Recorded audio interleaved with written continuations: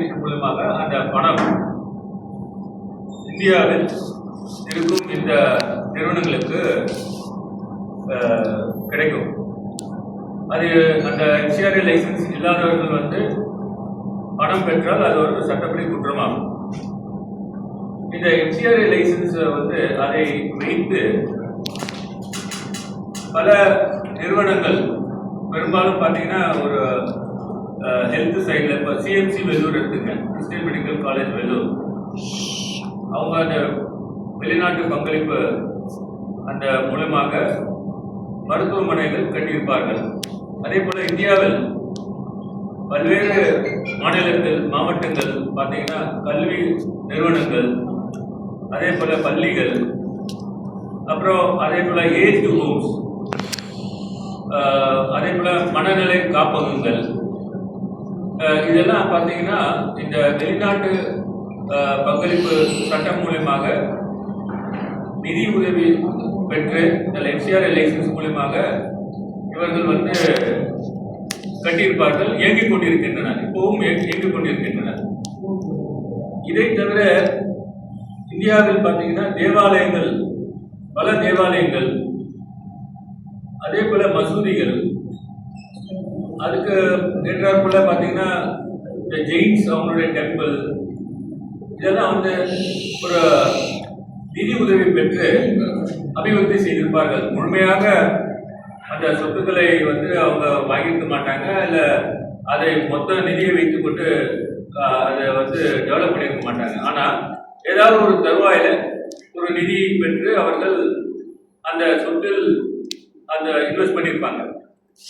இப்போ இந்த திருத்த மசோதா என்ன சொல்கிறது என்றால், இந்த எஃப்சிஆர்ஏ லைசன்ஸ் ரினியூ பண்ணலன்னா, இல்ல எஃப்சிஆர்ஏ லைசன்ஸ் கேன்சல் ஆயிடுச்சுன்னா, இல்ல எஃப்சிஆர்ஏ லைசன்ஸ் ரிஜெக்ட் பண்ணா, அந்த சொத்துக்கள் முழுவதும் ஒன்றிய அரசுக்கு டெசிக்னேட்டட் அத்தாரிட்டி என்ற ஒரு அமைப்பு போய் சேர்ந்துவிடும். மறுகணமே இப்ப இந்த மசோதா பாராளுமன்றத்தில் தாக்கல் செய்யப்பட்ட மசோதா, இது இரண்டு அவையிலும் அதை பாஸ் பண்ணிட்டாங்க. அது ஜனாதிபதி ஒப்புதல் பெற்றுவிட்டால் சட்டமாக அடுத்த கணமே இந்தியாவில் உள்ள பல நிறுவனங்களின் சொத்துக்கள் எல்லாமே ஒன்றிய அரசுக்கு போய்விடும். அது பெரும்பாலும் பார்த்தீங்கன்னா கிறிஸ்துவர்கள், இஸ்லாமியர்கள், ஜெயினிசர்கள், இவர்களுடைய சொத்துக்கள் எல்லாமே போய்விடும். இந்த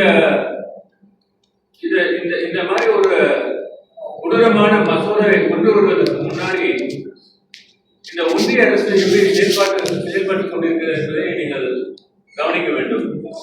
அதாவது கடந்த காலங்களில கிட்டத்தட்ட 20,700 எஃப்சிஆர்ஏ லைசன்ஸை கேன்சல் பண்ணிட்டாங்க. 20,700 எஃப்சிஆர்ஏ லைசன்ஸ் கேன்சல் பண்ணிட்டாங்க. அதனால அந்த 20,700 உடைய அமைப்புகளுடைய சொத்துக்கள் எல்லாம் இன்னைக்கு ஒரு பெரிய டேஞ்சரஸ் சிச்சுவேஷன்ல இருக்கிறது. அதே போல எஃப்சிஆர்ஏ லைசன்ஸ் கொடுக்கப்பட்டு நேற்று முன்தினம் கூட நீங்க பார்த்திருப்பீங்க, ஒரு நோட்டிபிகேஷன் மூலமாக ரூல்ஸ் ஃப்ரேம் பண்ணியிருக்காங்க. அந்த ரூல்ஸ்ல நிறைய புது கண்டிஷன்ஸ்லாம் சொல்லியிருக்காங்க. அதுக்கு பிறகு நான் வரேன். இது போன்ற இந்த கண்டிஷன்ஸ்லாம் பின்பற்றவில்லை என்றால் இருக்கிற எஃப்சிஆர்ஏ லைசன்ஸ் கூட கேன்சல் ஆகிவிடும். அவர்கள் ரினியூ செய்ய மாட்டார்கள். அதை ஒவ்வொரு வருடமும் அந்த ரினியூவல் செய்து வர வேண்டும்.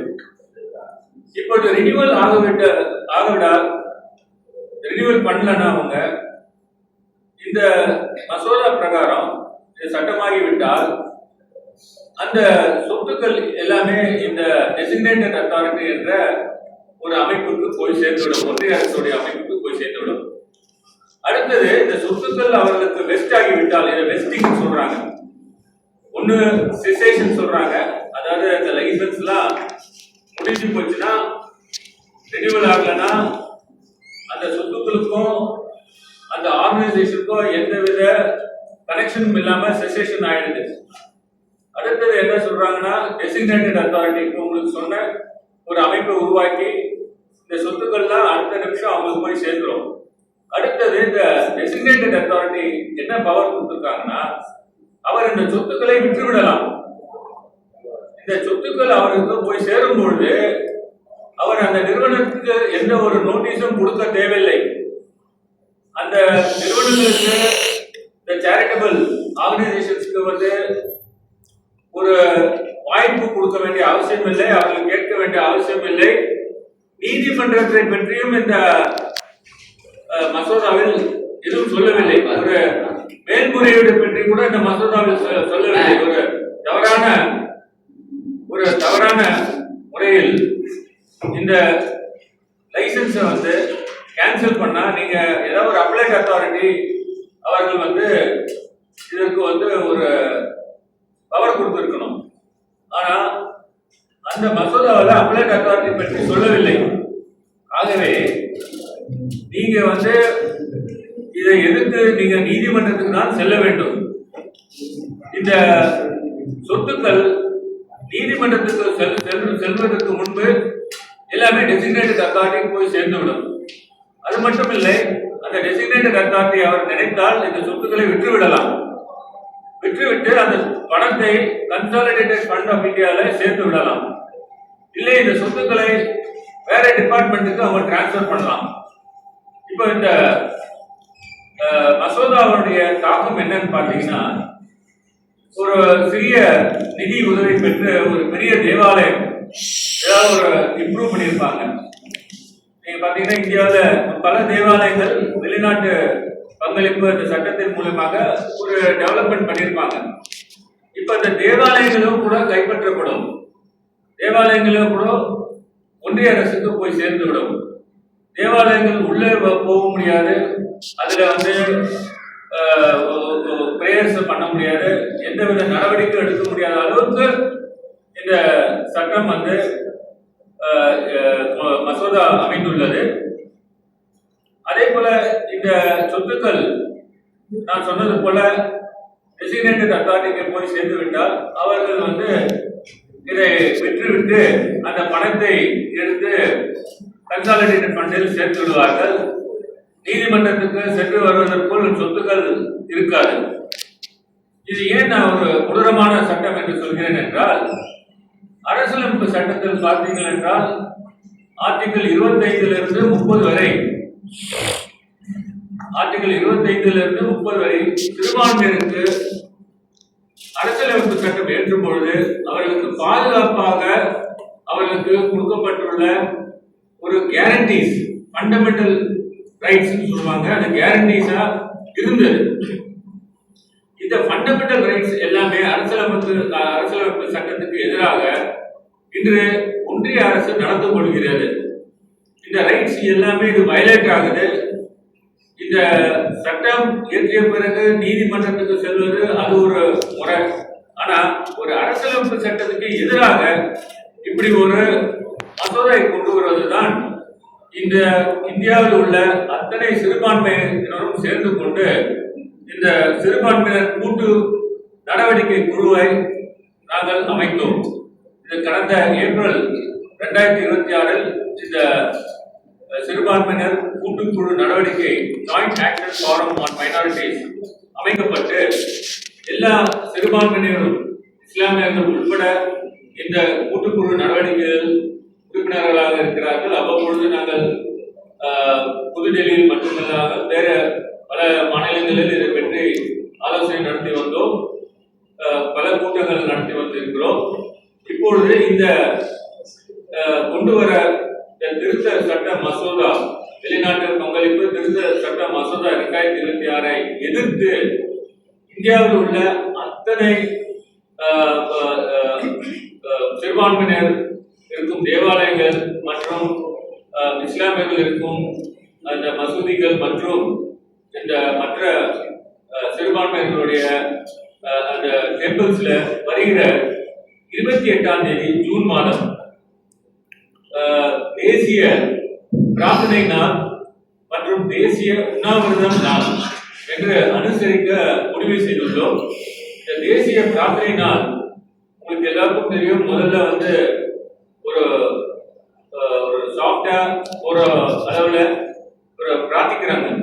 இந்தியாவில் உள்ள அத்தனை மக்களும் பிரார்த்திக்கிறாங்க. ஏன்னா இந்த சிறுபான்மையினர் நடத்தும் இது போன்ற அமைப்புகள், கல்வி நிறுவனங்கள், சுகாதார மையங்கள், இப்பொழுது இந்த ஏஜ் ஹோம்ஸ், மனநல பாதுகாப்பு அமைப்புகள், இது எல்லாம் வந்து யாருக்கு பெனிஃபிட் ஆகுதுன்னு பார்த்தீங்கன்னா, இது பயனடைவர்கள் எல்லாமே பார்த்தீங்கன்னா பெரும்பான்மையினர்கள் தான் பயனடைகிறார்கள்.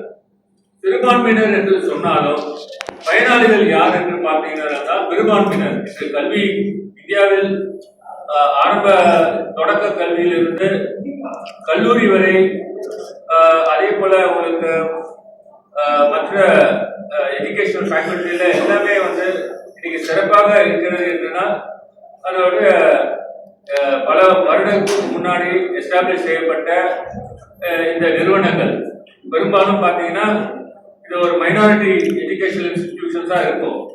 ஆகவே இதனுடைய பயனாளிகள் யார் என்று பார்த்தீர்கள் என்றால் இந்தியாவில் உள்ள அனைத்து மக்களும் பயனாளிகள் தான்.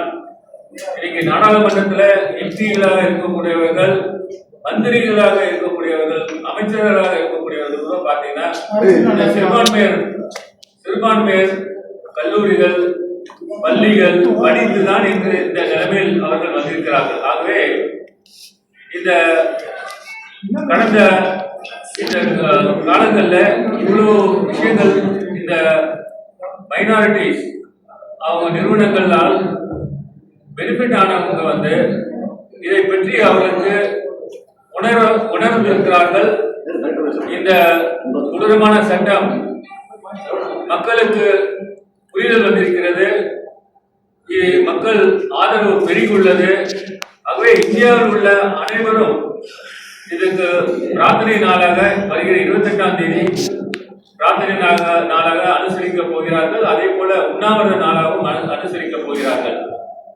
இதை தவிர வருகிற ஜூலை 3ஆம் தேதி, இந்த ஜூலை 3ஆம் தேதி அன்று ப்ரொடெஸ்ட் டே, இந்த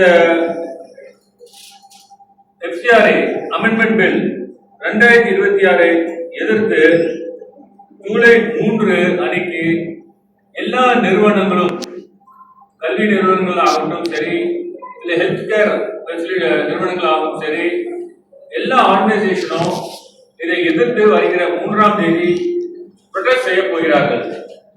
கையெழுத்து இயக்கமும் ஆரம்பித்து ஆகிவிட்டது. இந்த மசோதாவை எதிர்த்து கையெழுத்து இயக்கம் நடந்து கொண்டிருக்கிறது.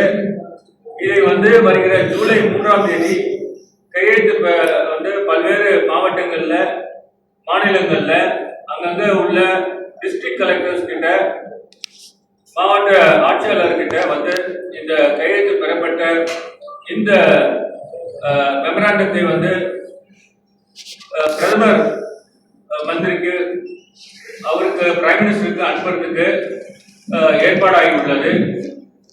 அந்த அனுப்ப போற அந்த மெமராண்டத்துல பிரைம் மினிஸ்டருக்கு இந்த மசோதாவை நீங்க திரும்ப பெறுங்கள் அப்படின்ற மாதிரி ஒரு ரிக்வெஸ்டும் அதுல உள்ளது.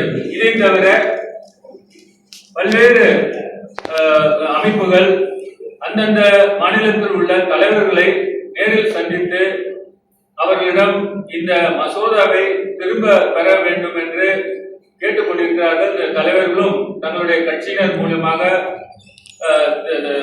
எம்பிகள் மூலமாக இந்த மசோதாக்கள் திரும்ப பெறுவதற்கு என்ன நடவடிக்கை எடுக்க முடியுமோ அவர்கள் அந்தந்த மாநிலங்கள், அமைப்புகள் அவர்களை சந்தித்து கேட்டுள்ளனர்.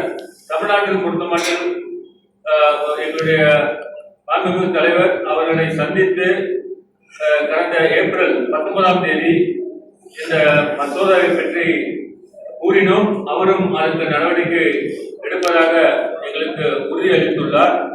ஆகவே இதை பார்த்தீங்கன்னா மதங்களை கடந்து, கட்சிகளை கடந்து இது பெரும்பான்மையினரை பாதிக்கக்கூடிய இந்த மசோதா, அதுவும் ஒருத்தருடைய சொத்துக்களை கொள்ளையடிக்கிற போல இந்த மசோதா அமைந்துள்ளது. நீங்க வந்து FCRA லைசன்ஸ் இருந்த காலத்துல கொண்டு வரப்பட்ட அந்த பணத்தில் இருந்து ஒரு சின்ன அமௌண்ட் ஒரு பெரிய இடத்துல டெவலப் பண்ணியிருப்பாங்க. அதுக்காக மொத்த சொத்தையும் அவர்கள் எடுப்பது, அதுவும் ப்ராப்பரா லைசன்ஸ் இருந்த காலத்துல உருவாக்கப்பட்ட அந்த சொத்துக்களை எடுப்பது இது வந்து அரசியலமைப்பு சட்டத்துக்கு எதிரானதாகும். இது வந்து ப்ராப்பர்ட்டி ரைட்ஸ் கூட சொல்லுவாங்க. நீங்க ஒரு காம்பன்சேஷன் கொடுக்கணும், ஒரு நிலம் எடுக்கிறாங்க ரோடு போடுறதுக்காக காம்பன்சேஷன் கொடுப்பாங்க, அது கூட கிடையாது இந்த சட்டத்துல.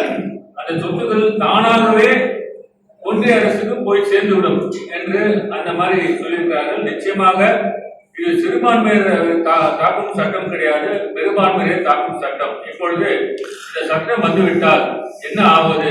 இப்ப தேவாலயங்கள் மூடப்படும், அதே போல கல்லூரிகள் ஒன்றிய அரசு எடுத்துக்கொள்ளும், அதே போல மனநல காப்பங்கள் ஒன்றிய அரசு எடுத்துக்கொள்ளும். இப்ப யார் நடத்துறது? இதை ஹாஸ்பிட்டல்ஸ் எல்லாம் யார் நடத்துறது? நான் ஒரு எக்ஸாம்பிள் சிஎம்சி வெல்லூர் சொன்னேன். அதே போல ஒரு வெல்லூர் சிஎம்சி வெல்லூர் போன்ற அமைப்புகள் நிறைய இந்தியாவில் இருக்கின்றன. இப்ப இதெல்லாம் வந்து எப்படி ஒன்றிய அரசு நடத்தும்? இந்த சட்டத்தில் அதை பற்றி ஒன்றும் கூறவில்லை. மக்கள் பாதிக்கப்பட போவீர்கள் மக்கள் தான். இப்ப 20,700 இந்த அமைப்புகள் வந்து இவங்க கேன்சல் செய்ததால் மனநல காப்பங்கள் அவர்கள் இப்ப கைவிடப்பட்டு அவர்கள் பாதிக்கப்பட்டுள்ளனர். அதே போல ஒரு ரோடு போர்ட்ல இருந்து நீங்க பார்த்திருப்பீங்க, பழங்குடியினர் அந்த இடத்துல நார்த் ஈஸ்டர்ன் ஸ்டேட்ஸ்ல எல்லாம் பாத்தீங்கன்னா இன்னைக்கு மெஜாரிட்டி வந்து மிஷனரிஸ் தான் அவங்க உதவி பண்ணிட்டு இருக்காங்க. அவருக்கு ரோடு போட்டு கொடுக்கறதுல இருந்து, சுகாதாரத்துல இருந்து, கல்வியில இருந்து எல்லாமே வேலை வாய்ப்புகள் உள்பட இதனால வந்து அவர்களுக்கு அமைத்து கொடுத்திருக்கிறார்கள். இப்போ இந்த நிறுவனங்கள்லாம் மூடப்பட்டால் வேலை வாய்ப்பு, வேலையில் இருப்பவர்களுக்கு வாய்ப்பு இல்லாமல் போய்விடும். இதை நம்பியுள்ள பயனாளிகள் மொத்தமும் பாதிக்கப்படுவார்கள். ஆகவே நாங்கள் சொன்ன இந்த 2 நாட்கள் 28ஆம் தேதி ஜூன் தேசிய பிரார்த்தனை மற்றும் உண்ணாவிரத நாளாகவும், ஜூலை 3ஆம் தேதி அது ஒரு ப்ரொடெஸ்ட் டேவாகவும் நடக்கப் போகிறது என்பதை உங்களுக்கு தெரிவித்துக் கொள்கிறேன். ஏதாவது கேள்வி இருக்கா?